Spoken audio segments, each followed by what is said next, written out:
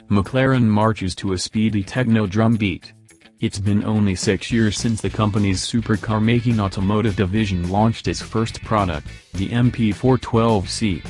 McLaren gave that car what was essentially a heavy facelift, and a far less clunky name, just 3 years later, rechristening it the 650S. Now the mostly new 720S is here, based around a substantially advanced version of the 650S's carbon fiber tub and a turned-up to 11 twin-turbocharged V8 mounted amidships. McLaren, a brand we don't associate with hyperbole, claims on-track performance will make that of the 650S feel almost leisurely. Certainly looks that way. McLaren has stuck with commendable adhesion to the plan it announced when it launched its road car division back in 2010.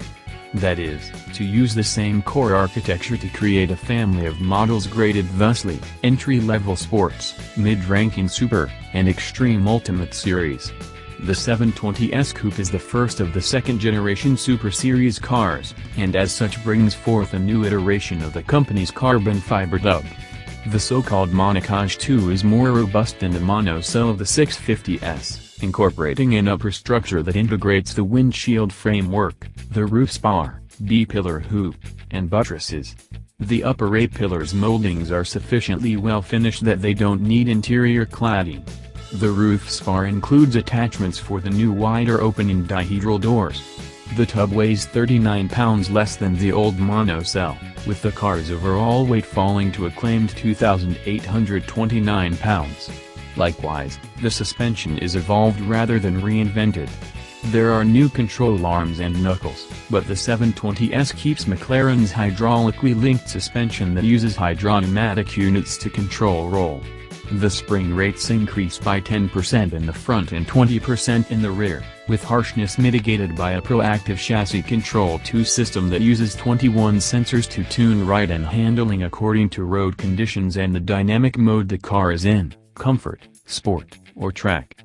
The stability control now features a variable drift function to turn even modestly talented owners into full-uphill driving gods. The power figure isn't quite as impressive as the 720S's name would have you believe, as it refers to metric horsepower, which is only 98.6% as strong as the Merkin kind. In the US, we'll call the 720S's output a still heady 710 horsepower, accompanied by 568 pound-feet of peak torque. That comes from a concerted development of McLaren's twin-turbocharged V8, with an increase in displacement to 4.0 liters.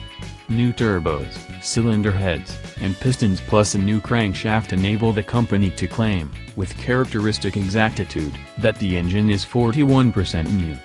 The 7-speed dual-clutch transmission gets revised software to shift even quicker.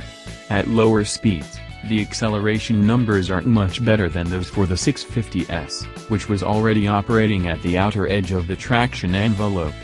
McLaren claims a 2.8-second 60-mile-per-hour time for the 720S, just a tenth quicker than its claim for the 650S. But as speed builds, so do the differences, with the 720S hitting 124 miles per hour, 200 kilometers per hour, in 7.8 seconds, 0.6 seconds quicker, and 186 miles per hour, 300 kilometers per hour, in just 21.4 seconds, a whopping 4 seconds sooner. The claimed top speed is 212 miles per hour,